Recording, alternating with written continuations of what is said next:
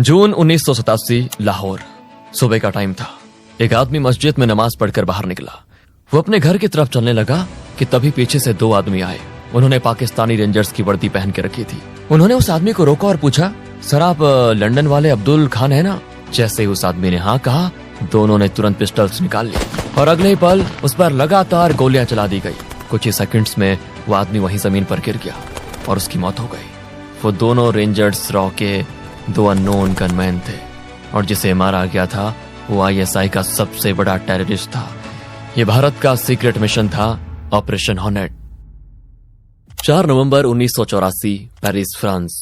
Paris के एक छोटे से कैफे में टीवी पर ब्रेकिंग न्यूज चल रही थी। एंकर बता रहा था कि फ्रांस के प्रधानमंत्री लॉरेंट फेबियस इंदिरा गांधी की हत्या के बाद उनके अंतिम संस्कार में शामिल होने के लिए भारत जा रहे हैं। कैफे में बैठे लोग चुपचाप ये न्यूज देख रहे थे, लेकिन एक कोने में बैठा आदमी टीवी की तरफ बिल्कुल ध्यान नहीं दे रहा था। उस आदमी के सामने कुछ कॉन्फिडेंशियल डॉक्यूमेंट्स खुले पड़े थे और यह आदमी कोई आम शख्स नहीं था। यह था रॉ का अंडरकवर एजेंट संजीव जिंदल। कुछ दिन पहले जिंदल लंदन में एक ब्रिटिश ऑफिसर से मिला था, क्लार्क ली। क्लार्क लंदन इमिग्रेशन ऑफिस में काम करता था और उसका काम था ब्रिटेन में बैठकर इंडिया के खिलाफ काम कर रहे लोगों की इंफॉर्मेशन निकालकर जिंदल तक पहुंचाना।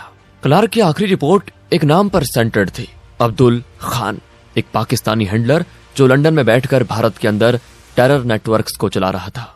रिपोर्ट्स के मुताबिक अब्दुल खान इंडिया से आए खालिस्तानीज को आईएसआई के सीनियर ऑफिसर से डायरेक्टली कनेक्ट कर रहा था और ये सारी मीटिंग्स अक्सर उसके घर पर होती थी और हर मीटिंग के बाद पंजाब में एक नया अटैक होता था।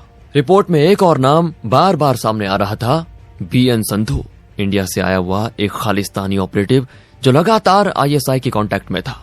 कैफे में बैठकर जब जिंदल ने ये रिपोर्ट्स पढ़ी तो उसका खून खौल उठा। वो लगातार दिल्ली हेडक्वार्टर्स को ये इंटेलिजेंस भेज रहा था, लेकिन वहां से कोई रिस्पांस नहीं आ रहा था। उस वक्त राजीव गांधी भारत के नए प्रधानमंत्री बन चुके थे। दिसंबर 1984, दिल्ली। रॉ हेडक्वार्टर्स में सीनियर ऑफिसर अनुज भारद्वाज जिंदल के भेजे हुए अब्दुल खान से जुड़े कॉन्फिडेंशियल रिपोर्ट्स पढ़ रहे थे। रिपोर्ट्स पढ़कर खत्म होते ही भारद्वाज ने बिना वक्त गवाए एक ऑर्डर दिया, एजेंट जिंदल को तुरंत दिल्ली बुलाया जाए। कुछ दिनों के बाद जिंदल दिल्ली पहुंच चुका था। रॉ हेडक्वार्टर्स के एक सिक्योर रूम में उसकी मुलाकात अनुज भारद्वाज से होती है। भारद्वाज सीधा सवाल पूछते हैं, जिंदल तुम्हारा प्लान क्या है?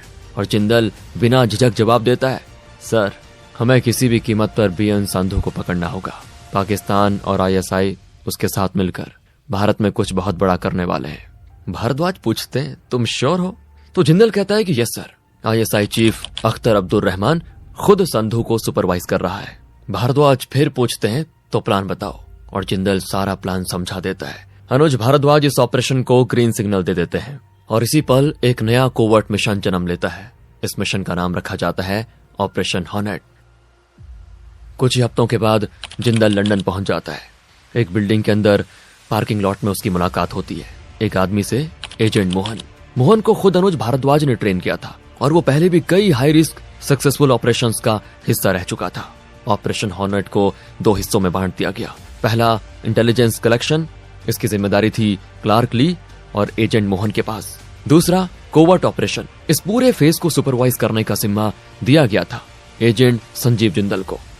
2 साल पहले 1983, वियना, ऑस्ट्रिया। उस वक्त एजेंट जिंदल वियना शहर में एक्टिव था। इस फेज में उसका कोड नेम कुछ और था। वियना में रहकर काम करते हुए जिंदल ने एक नाम आइडेंटिफाई किया, आसिफ खान, एक पाकिस्तानी जो ऑस्ट्रिया में रहकर भारत के खिलाफ आतंकवादी एक्टिविटीज को फाइनेंस कर रहा था। और अब यहाँ पे डायरेक्ट अरेस्ट पॉसिबल नहीं था, इसीलिए जिंदल ने एक साइलेंट एलिमिनेशन प्लान बनाया। प्लान का सेंटर थी रॉ की एक एसेट सोफी। जिंदल ने सोफी को पर्सनली बहुत अच्छे से ट्रेन किया, सेल्फ डिफेंस, सर्विलेंस, मैनिपुलेशन, सब कुछ। सोफी लगातार उस बार में जाने लगी जहां पे आसिफ खान अक्सर आता था और आसिफ औरतों और शराब का शौकीन था और जिंदल को ये बात पहले से पता थी। और फिर एक रात आसिफ की नजर बार के कोने में अकेली बैठी बेहद खूबसूरत सोफी पर पड़ी। वो उसके पास आकर बैठ गया। पहले कैजुअल बातचीत हुई, फिर हंसी और फिर ड्रिंक्स। काफी रात हो गई थी। आसिफ ने सोफी को घर ड्रॉप करने का ऑफर दिया। दोनों कार में बैठे और बातचीत और ज्यादा क्लोज होती गई। तो सोफी मुस्कुराते हुए कहती है, गाड़ी में सब कुछ, कहीं और चलते हैं ना? आसिफ उसे अपने घर ले जाता है। घर पहुंचकर आसिफ किचन में जाता है खाना बनाने के लिए। और सोफी ड्रिंक्स प्रिपेयर करती है। दोनों साथ साथ खाना खाते हैं, ड्रिंक्स लेते हैं और रात वहीं गुजर जाती है। और फिर सुबह 6 बजे सोफी की नींद उठती है तो सबसे पहले वो आसिफ की नब्ज चेक करती है। नब्ज नहीं चल रही थी। आसिफ खान मर चुका था और सोफी बिना पैनिक के पूरी ट्रेनिंग के साथ सारे सबूत साफ करती है और घर से निकल जाती है। Mission complete. जिंदल का प्लान सक्सेसफुल हो चुका था और यह ऑपरेशन दिल्ली की परमिशन के बिना किया गया था। अगर ये बात हेडक्वार्टर तक पहुंच जाती तो जिंदल को फील्ड से हटा दिया जाता। इसीलिए जिंदल एक और कठोर फैसला लेता है। वो रातों रात सोफी से सारे लिंक्स तोड़ देता है। बिना बताए एक नई आइडेंटिटी के साथ ऑस्ट्रिया छोड़ देता है। प्रेजेंट टाइम जनवरी 1985। ऑस्ट्रिया। एक कैफे में जिंदल शांत बैठा हुआ था। उसकी नजर बार बार गेट पर जा रही थी। 2 साल के बाद वो अपनी पुरानी इन्फॉर्मर ऑस्ट्रियन सिटीजन सोफी से मिलने वाला था। थोड़ी देर के बाद सोफी कैफे में एंटर करती है। उसके चेहरे पे गुस्सा साफ दिख रहा था। वो सीधा जिंदल से कहती है, तुम कहाँ थे? अचानक कहाँ गायब हो गए? क्यों गायब हो गए? तुमने सिर्फ एक रिस्की ऑपरेशन के लिए मेरा इस्तेमाल किया। मुझे समझ नहीं आ रहा तुम मेरे दोस्त हो या दुश्मन। जिंदल कुछ नहीं बोलता, वो चुप रहता है क्योंकि मिशन के बाद एसेट को इमोशनली कट ऑफ करना ये भी जॉब का हिस्सा था। कुछ पल के बाद सोफी शांत होती है और कहती है, मैं जानती हूँ ये तुम्हारे काम का हिस्सा है, छोड़ो अब पहले काम की बात करो। तो जिंदल सीधा सवाल करता है, क्या तुम हरप्रीत आहूजा को जानती हो? तो सोफी थोड़ा सोच कर कहती है, हाँ वो हमारे एनजीओ में काम करता था लेकिन अब नहीं। जिंदल टेबल के नीचे से एक लिफाफा निकालता है। अंदर $10,000 होते हैं। वो कहता है कि किसी भी तरह इस आदमी का पता लगाना है। सोफी लिफाफा उठाती है, बस इतना कहती है, तुम्हारा काम हो जाएगा, और कैफे से चली जाती है। दरअसल हरप्रीत आहूजा भारत का एक सिख युवक था। ऑस्ट्रिया आने से पहले वो कैलिफोर्निया में रह रहा था, जहां वो एक बिजनेसमैन अवतार सेठी के यहां काम करता था। अवतार सेठी वो आदमी जो बीएन संधू के पूरे नेटवर्क को फाइनेंस करता था। हरप्रीत ने लगभग 1 साल तक सेठी के साथ काम किया। फिर एक दिन अचानक हरप्रीत कैलिफोर्निया से गायब हो गया। उसी दिन से एजेंट जिंदल हरप्रीत आहूजा को ट्रैक कर रहा था। जिंदल वापस पेरिस आ जाता है। वहीं से वो एजेंट मोहन को कॉल करता है तो मोहन एक बड़ी अपडेट देता है। वो बताता है कि उन्होंने अब्दुल खान के घर काम करने वाले माली तारिक सिद्दीकी को पैसों का लालच देकर अपना एसेट बना लिया, और तारिक सिद्दीकी अब मोहन को हर छोटी बड़ी इंफॉर्मेशन देने लगा था। कौन अब्दुल खान के घर आ रहा है, किस टाइम, कौन सी गाड़ी और गाड़ी का नंबर तक। इन लोगों में सिर्फ टेररिस्ट ही नहीं थे, ISI ऑफिसर्स, पाकिस्तानी आर्मी के लोग और खालिस्तानी ऑपरेटिव्स तक शामिल थे। इन्फॉर्मेशन के मुताबिक बीएन संधू लगातार अब्दुल खान के घर आता जाता था और अक्सर उसके साथ एक और इंडियन होता था, हरबख्श सिंह।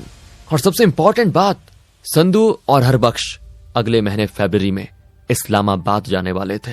ये एक गेम चेंजिंग इंटेलिजेंस थी। जिंदल मोहन से कहता है, तुमने बहुत अच्छा काम किया है, कोशिश करो तारिक से ये भी करवाओ कि जो भी लोग अब्दुल खान के घर आते हैं उनकी फोटोज किसी तरह निकलवा लो। मोहन कोशिश करता है लेकिन तारिक मना कर देता है। फोटोज लेना मतलब सीधे मौत को दावत देना। लेकिन थोड़े और पैसों के बदले तारिक एक और चीज पर हाँ कह देता है। वो अब्दुल खान के घर आने वाली सारी चिट्ठियां और लिफाफे मोहन तक पहुंचाने का वादा करता है। ज्यादातर लेटर्स नॉर्मल इन्विटेशंस होते हैं, लेकिन एक लिफाफे के अंदर था अब्दुल खान का बैंक स्टेटमेंट। स्टेटमेंट से क्लियर हो जाता है कि पिछले काफी महीनों से अब्दुल खान हर महीने बीएन संधू और हरबख्श सिंह को पैसे ट्रांसफर कर रहा था। प्लान ए तो काम कर चुका था और अब बारी थी प्लान बी की। मार्च 1985, लंदन इमिग्रेशन ऑफिस के रिसेप्शन एरिया में एक आदमी नर्वस सा खड़ा था। उसका नाम था अमरजीत सिंह, हरबख्श सिंह का चचेरा भाई, वो भी एक खालिस्तानी था। अमरजीत काउंटर तक पहुंचता उससे पहले ही एक आदमी उसके पास आ जाता है। ये था क्लार्क ली। पिछले कई दिनों से क्लार्क की नजर अमरजीत पर थी और वो जानता था कि आज अमरजीत यहाँ पे आने वाला है। तो क्लार्क कैजुअली पूछता है, क्या बात है सर, काफी परेशान लग रहे हो, क्या मैं मदद कर दूं आपकी? मैं यही काम करता हूँ। तो अमरजीत थोड़ा हिचकिचाता है, फिर कहता है, सर मैं कब से असाइलम के लिए आ रहा हूँ लेकिन कोई मेरी बात सुन ही नहीं रहा। तो क्लार्क उसे अपने ऑफिस में ले जाता है। ऑफिस के अंदर पहले से एक और आदमी बैठा होता है, एजेंट मोहन। जैसे ही दरवाजा बंद होता है, मोहन अमरजीत की गर्दन पकड़ लेता है और गुस्से में कहता है कि तू भारत में 4 पुलिस वालों को मार कर यहाँ आया है और एप्लीकेशन में लिख रहा है कि तुझे इंडियन गवर्नमेंट से प्रोटेक्शन चाहिए। अमरजीत बुरी तरह काम चाहता है। क्लार्क तुरंत मोहन को ऑफिस से बाहर भेज देता है। फिर वो अमरजीत के सामने बैठकर शांत आवाज में कहता है, देखो ये इंडियंस बहुत गुस्से में हैं। अगर चाहें तो तुम्हें अभी के अभी मार सकते हैं, लेकिन अगर तुम हरबख्श सिंह के खिलाफ हमारी मदद कर दो तो मैं भी तुम्हारी मदद कर सकता हूँ। अमरजीत की आवाज कांप रही होती है। वो धीरे से कहता है, सर मेरी पूरी फैमिली पंजाब में है, मेरे 2 छोटे बच्चे हैं, मैं बस उन्हें यहाँ लाकर एक सेफ जिंदगी और अच्छी एजुकेशन देना चाहता हूँ। क्लार्क कहता है, मैं हेल्प करूंगा तुम्हारी, लेकिन पहले मुझे हरबख्श के बारे में सब कुछ बताओ। तो अमरजीत कहता है, सर पाकिस्तान से लौटने के बाद हरबख्श पूरी तरह बदल गया है। उसके घर पर लगातार पाकिस्तानी आते रहते हैं। बस मुझे ये नहीं पता कि उनके बीच क्या बात होती है। सर हरबख्श की बातों में आकर मैं इस सब में फंस गया। मुझे खालिस्तानी बनना ही नहीं था। तो क्लार्क सीधा सवाल करता है, फिर तुम उसे रोकते क्यों नहीं? अगर वो पाकिस्तानियों से मिल रहा है तो इसका मतलब साफ है वो भारत के खिलाफ कुछ प्लान कर रहा है। तो अमरजीत रोती हुई आवाज में कहता है कि सर मेरी हालत देखिए, मैं बस पैसे के लिए उसके साथ हूँ, पैसे वही देता है। यहाँ क्लार्क थोड़ी देर सोचता है और फिर कहता है कि मैं तुम्हारी पूरी मदद करूंगा, बस एक काम करो, ये पता लगाओ कि हरबख्श और पाकिस्तानियों के बीच क्या बात होती है। क्लार्क उसे कुछ पैसे देकर वहां से भेज देता है। उधर पेरिस में एजेंट जिंदल मोहन और क्लार्क के काम से बड़ा खुश था, लेकिन एक बात उसे परेशान कर रही थी। सोफी उससे मिले हुए लगभग 3 हफ्ते हो चुके थे, लेकिन अभी तक सोफी की तरफ से कोई खबर नहीं आई थी। अप्रैल 1985 अचानक जिंदल के फोन पर कॉल आता है। कॉल सोफी का था। वो सीधे कहती है, तुम्हें ऑस्ट्रिया आना होगा, मुझे कुछ बहुत ही इंपॉर्टेंट मिला है। 6 अप्रैल 1985 जिंदल ऑस्ट्रिया पहुंचता है। एक कैफे में उसकी और सोफी की मुलाकात होती है। सोफी कहती है, जनवरी में तुमसे मिलने के बाद मैंने हरप्रीत आहूजा को ट्रैक करना शुरू किया। ट्रैक करते करते सोफी इज़ब्रक शहर के एक रेस्टोरेंट तक पहुंचती है।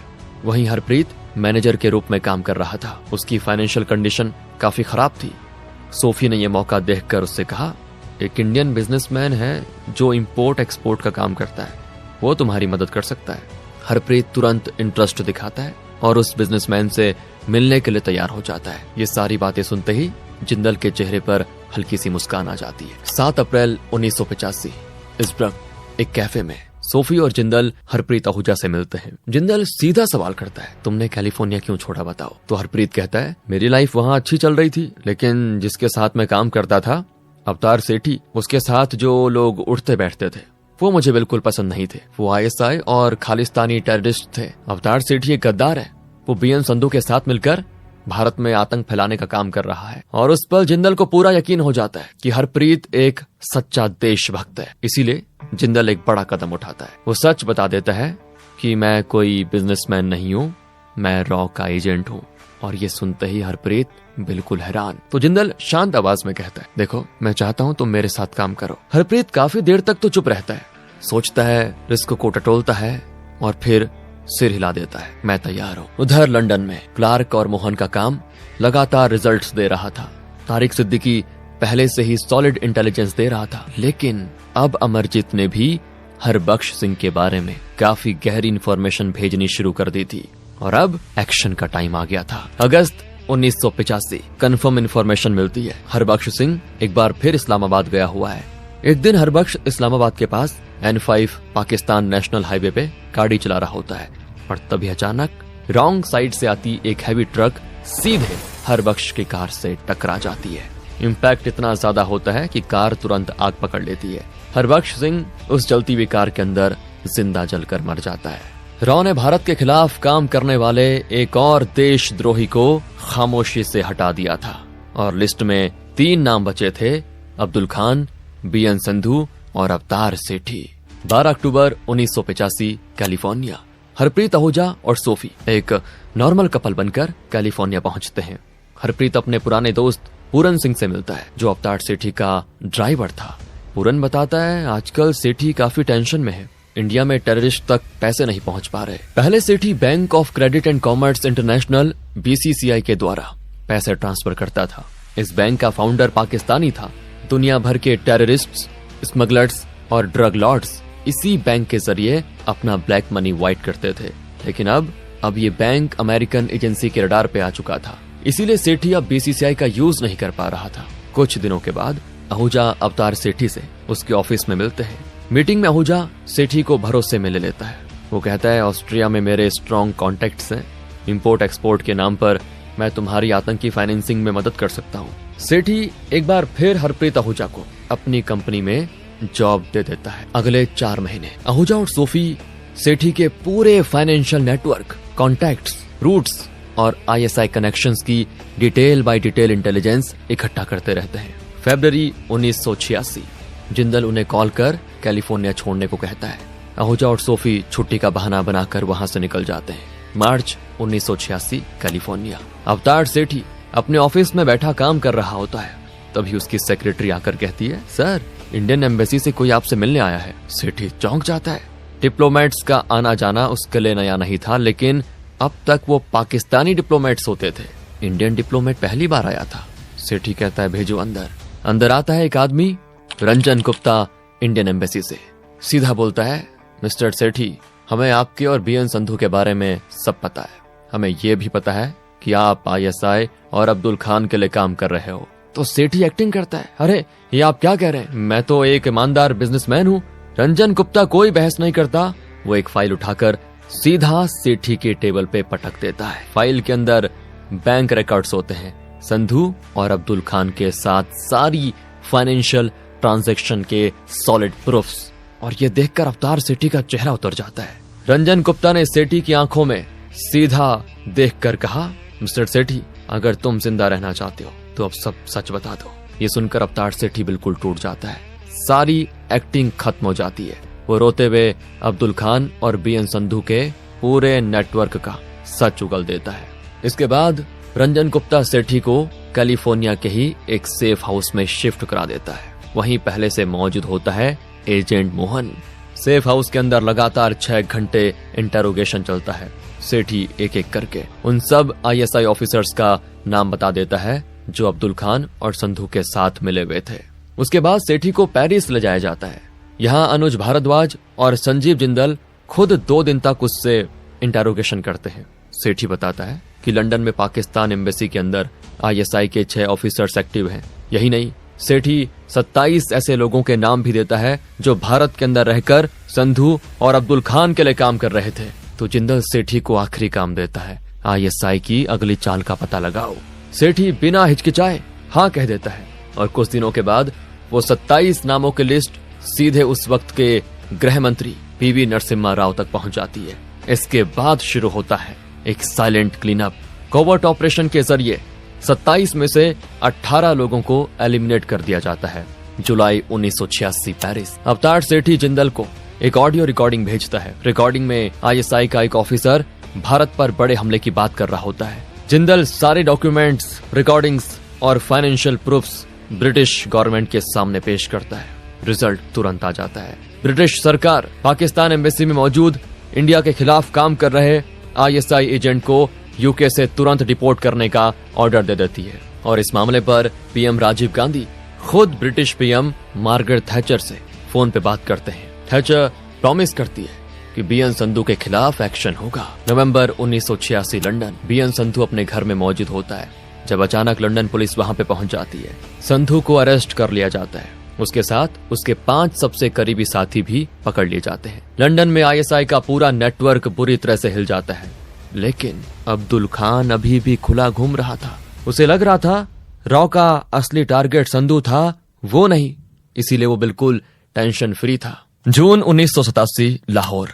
अब्दुल खान अपने होम टाउन लाहौर आया हुआ था। एक सुबह नमाज पढ़कर जब वो मस्जिद से घर की तरफ जा रहा होता है, पीछे से पाकिस्तानी रेंजर्स की यूनिफॉर्म पहने 2 आदमी उसके पास आते हैं। एक पूछता है, भाईजान आप ही लंदन वाले अब्दुल खान है ना? अब्दुल खान कहता है, हाँ मैं ही अब्दुल खान हूँ, क्या काम है मुझसे बताओ। बस इसी जवाब के साथ दोनों रेंजर्स पिस्टल्स निकालते हैं और लगातार 9 गोलियां अब्दुल खान के सीने में उतार देते हैं। गोलियों की आवाज सुनकर आसपास के लोग घरों से बाहर आने लग जाते हैं। तब तक वो दोनों रेंजर्स मोटरसाइकिल पर बैठकर वहां से गायब हो चुके होते हैं। सालों से भारत में आतंक फैलाने वाला अब्दुल खान अपने ही देश में दिन दहाड़े मारा जाता है। ऑफिशियल वर्जन में लाहौर पुलिस कहती है, ये बिजनेस राइवलरी का केस है। लेकिन आईएसआई हेडक्वार्टर्स में भूचाल आ चुका था, क्योंकि सच ये था भारत की इंटेलिजेंस एजेंसी उनके घर के अंदर घुसकर उनका सबसे बड़ा ऑपरेटिव को मार चुकी थी। ये था भारत का आतंक के खिलाफ जवाब, ऑपरेशन हॉर्नेट। दोस्तों, वीडियो पसंद आया हो तो वीडियो को एक लाइक जरूर करें। हम हर हफ्ते ऐसी वीडियोस लाते रहेंगे। चैनल को सब्सक्राइब कर दीजिए। जय हिंद।